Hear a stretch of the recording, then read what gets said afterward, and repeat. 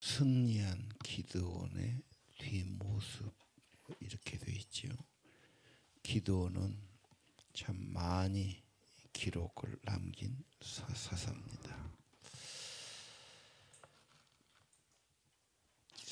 정복 전쟁 갈 때 에브라임 지파는 아주 큰 지파지요. 그래서 요셉의 아들 에브라임 므낫세, 그리고 북쪽 왕국의 북왕국 이름을 에브라임으로 부를 정도로 대표적인 번성한 지파였어요. 반면에 기드온은 가장 약한 지파의 약한 집안이었죠. 그들이 시비를 건 겁니다. 우리를 싸우려 갈 때 우리는 부르지 아니했느냐, 우리를 이렇게 대접했느냐, 크게 다투었다 나오지요. 자, 그럼 어떻게 해야 됩니까? 아마 기드온이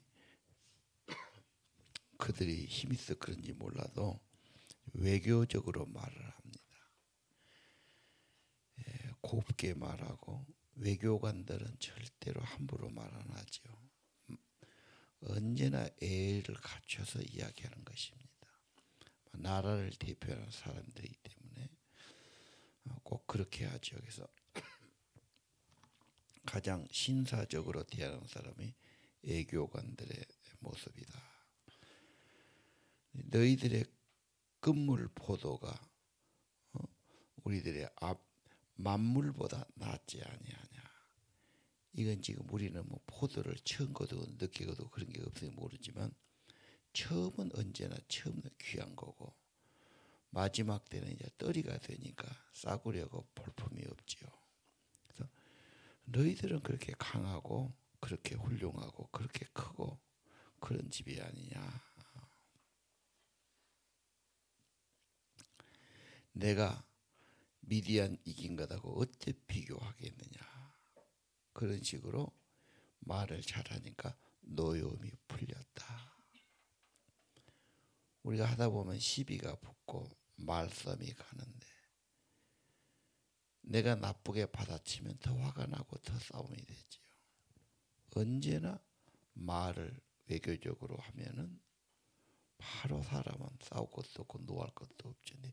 이렇게 되기까지는 보통 노련한 단계, 성숙함, 몸에 배인 안 되지요. 이해하겠죠? 외교관은 특권이 있지요. 모든 사회의 가장 불황 하나가 외교관인 겁니다. 이렇게 젊은 청소년들은 외교관을 꿈을 꾸지요. 다 그들의 로망이 그런 거예요. 그만큼 신사적이어야 되고, 말도 절대로 함부로 안 하고 항상 예의적으로 호의적으로 그렇게 하는 사람들이죠. 이게 지혜가 아니겠느냐. 뭐 서로 싸워야 서로 긁어부스럼처럼 문제만 키우는 거지, 그게 좋아질 리 없죠. 그래서 오늘 아침 이런 외교적인 말투, 외교적인 모습을 배운다면 참 귀하겠다. 자, 4절 이하는 기드온이 남은 적군들을 치러 가는데, 그 달려고 싸우고 막 걸어가고 얼마나 시장합니까? 그 시장에서 밥을 한 끼 달라 그런 거예요. 그때 당시도 빵을 먹게 돼 빵을 좀 달라. 군인들이 가지고 다니다 보면 떨어질 수도 있는 거고, 언제 뭐 식당이 제대로 있겠어요? 못하겠어요. 근데 안 주지요. 아마 미디안이 지금까지 지배했는데, 지금 미디안 적군을 사용한 것도 아닌데, 너를 도왔다 나중에 내가 어떤 어려움을 당하겠느냐. 그래서 기드온 편을 들지 않죠. 그리고 못 준다고 지금 그러죠. 그럼 올 때 보자 뭐 이런 식으로 지금 물론 화나겠지요. 사람이 그 배고플 때 밥 한 그릇이 대단히 중요한. 사람은 어쩔 수 없어요. 일하고 뛰고 배고프고, 그런데 밥 한 끼라도 좀 대접해서 동족이 그렇게 좀 싸우는데 협조를 해야 되는데 거절했단 말이에요. 또 다른 논의가 또 그러지요. 이번엔 네 망대를 헐어볼 것이다. 그리고 기드온이 적군을 다 이기고 돌아오면서 보복을 합니다. 강한 자에게는 굉장히 애교적으로 하고 힘을 얻고 승리하니까 이제는 전혀 다른 모습 나오죠. 좀 기드온이 좀 연약하기도 하고 또 좀 너무 좀 극단에 치우쳤다 생각 들어봤습니다. 그래서 심지어 죽이기도 하고 가시로 고생을 주기도 하고 막 성을 헐어버리기도 하고 그랬단 말이에요.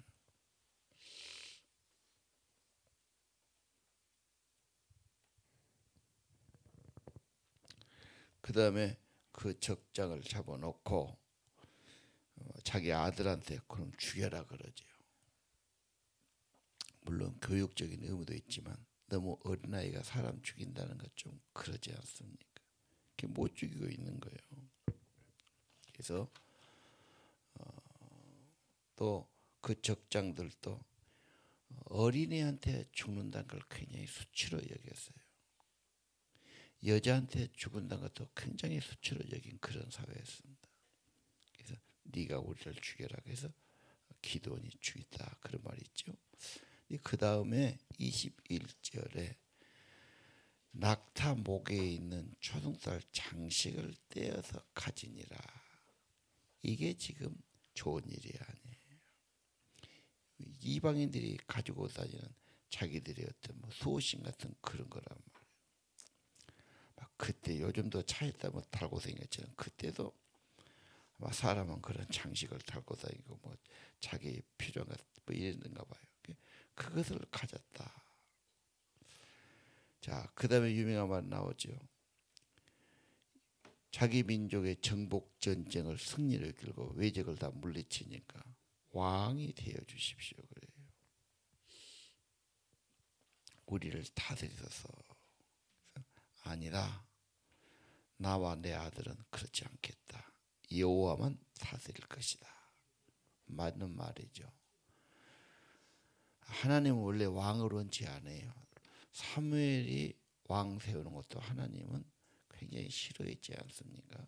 백성들이 하다 요구하기 때문에 왕을 세우면 엄청나게 너희들 비용도 들고 너희들 압제도 할 거고 막 이런 이야기를 해도 왕을 요구하지요. 하나님이 직접 왕이시고 하나님께 순종하고 말씀받아 따라 신정 통치지요. 그게 천국이고 영원한 나라예요. 근데 신앙이 없으니까 눈에 보이는 왕을 요구한 거. 거절한 것은 참 잘했어요. 근데 그 다음 24절에 요청이 하나 있다. 금고를 탈취한 기고를 내게 주라 그래요. 이게 자기들이 금으로 만든 귀고리를 다 주었다.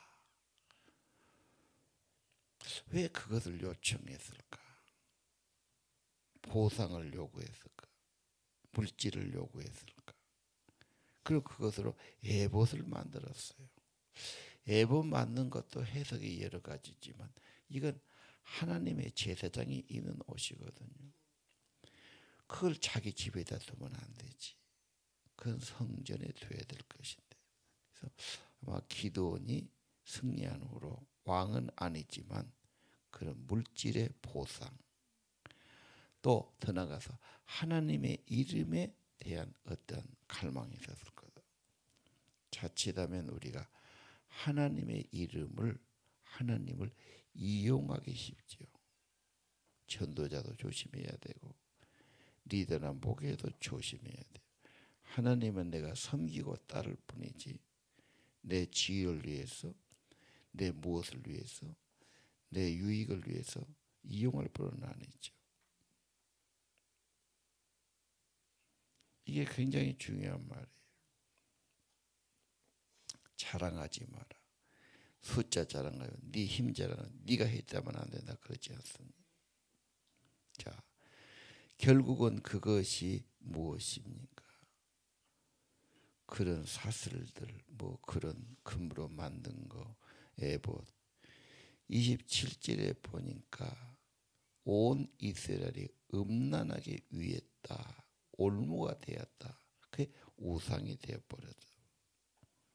그럼 그 우상 때문에 또 타락하고 하나님 관계가 멀어지고 문제가 된 거죠.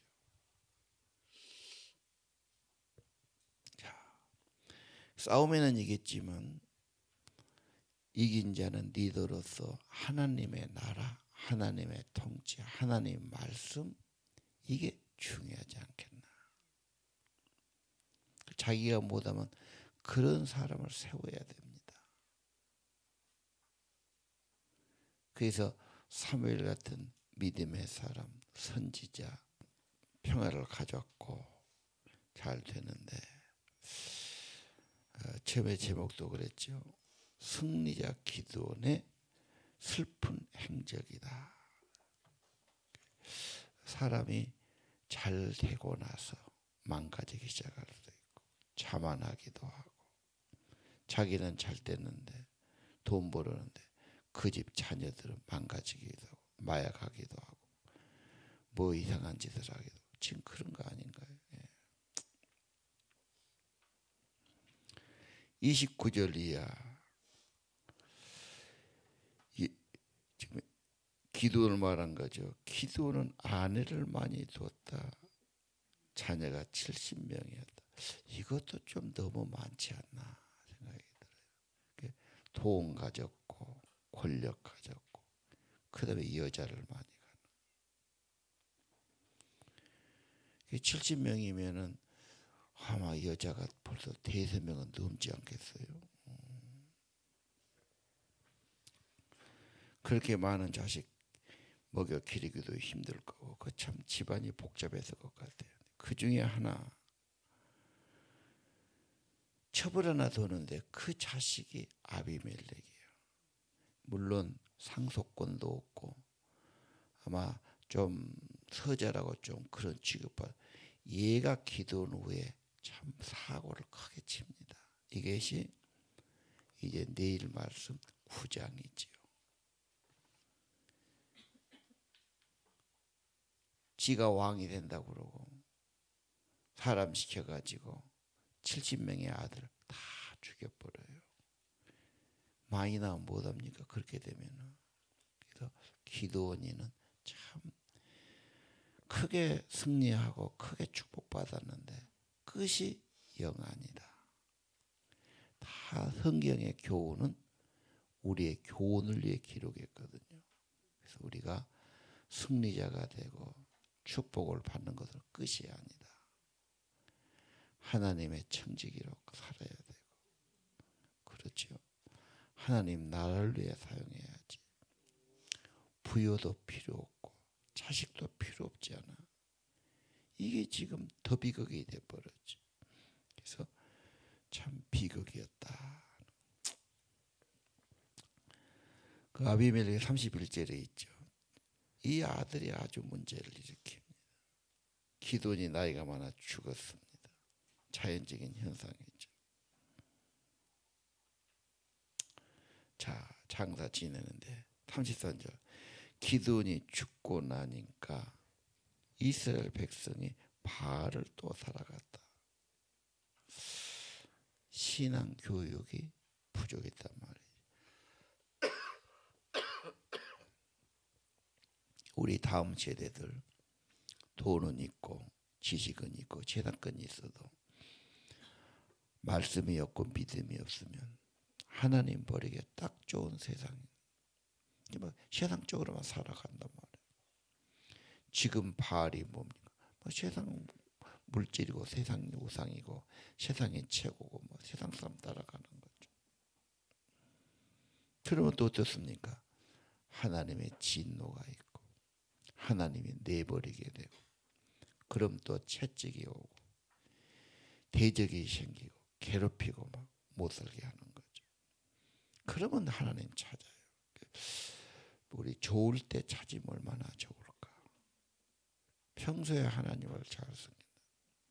그래서 왕에게도 평생 너는 율법책을 네 곁에 둬가지고 밤낮 읽어라. 그 말씀대로 걸어가라. 그러면 네가 평안할 것이다. 나중에 다윗이 죽어요. 열왕기상 2장에 다윗이 죽으면서 유언을 하죠. 아들들을 불러놓고 하나님 말씀 그대로만 살아라. 그러면 네 길이 장구할 것이고 네 자손들의 왕이 끊어지지 않을 것이다. 하나님이 세우니까요. 이 땅에 정말 중요한 분이 하나님이시니까요. 그래서 하나님의 신앙을 다음 세대에 좀 잘 물려줘야 되겠다. 하나님을 경험하게 해야 되겠다. 하나님을 섬기고 하나님의 뜻을 받드는 사람들로 만들어야 되겠다. 하나님이 잃어버리니까 이제 기도원이 했던 것도 잃어버리고 기도원 집도 후대하지 않고 뭐 이렇게 끝이 안 좋았다 하는 것을 보여줍니다. 우리들이 조심해야 될 점, 기도해야 될 점, 성공을 바랍니다. 잘 되기를 바랍니다. 그것이 끝이 아니죠. 그 다음이 더 중요할 수 있습니다. 그래서 여호수아는 나와 내 집은 여호와를 섬기겠다. 그런 고백을 하죠. 어떤 분은 내 믿음이 우리 자손들 10대까지 가게 해주십시오. 이렇게 늘 기도한 분이 계셨어요. 그렇죠? 내 자식 때 끝나지 않고 손자 때 끝나지 않고 하나님 사랑받고 하나님께 은혜를 받고 하나님께 쓰임받는 자녀들이 되게 하옵소서. 선한 청지기로 충성된 믿음의 사람, 하나님은 사랑해서 사랑받고 사랑할 때 주님의 빛이 있고 소망이 있고 우리 사사기 교훈이 뭡니까? 하나님만 갖자지만 아무것도 없어도 희망이 있고 승리가 있고 다 가진 것 같아도 하나님이 없으면 인생은 망가지게 되고 비극이 된다. 너무 세상 것 구하지 말고 하나님을 먼저 구해야 되고 하나님 사랑하고 사랑받는 삶이 되기를 바라고요. 하나님 때문에 힘있고 행복해지기를 바라고요. 하나님의 은혜가 있고 행복하다면 우리는 주셔도 좋고 안 주셔도 좋고 주님으로 만족하고 천국의 은혜를 누리며 살아가기를 바랍니다. 없는 사람은 그냥 얼마 있으면 뭐 엄청 좋고 큰 겉에 있는 것이라 거의 같습니다. 절대 그건 우상입니다. 가보면 아닙니다. 허상입니다. 성경이 그래서 네가 입고 먹을 것이 있으면 조간 줄로 알 것이요. 그래야 경건에 유익이 있는 것이요. 믿음의 복을 본다고 말씀하시는 겁니다. 내게 주시면 하나님 나라 위해서 선한 일을 위해서 복음을 위해서 더 쓰임받고 드려지고 그렇게 살면 되는 것이죠. 우리의 삶 경건이 맞습니다. 날마다 주와 통행하는 것이 옳습니다. 나와 내 집이 하나님을 섬기는 가정 되기를 기도합시다. 기도드립시다.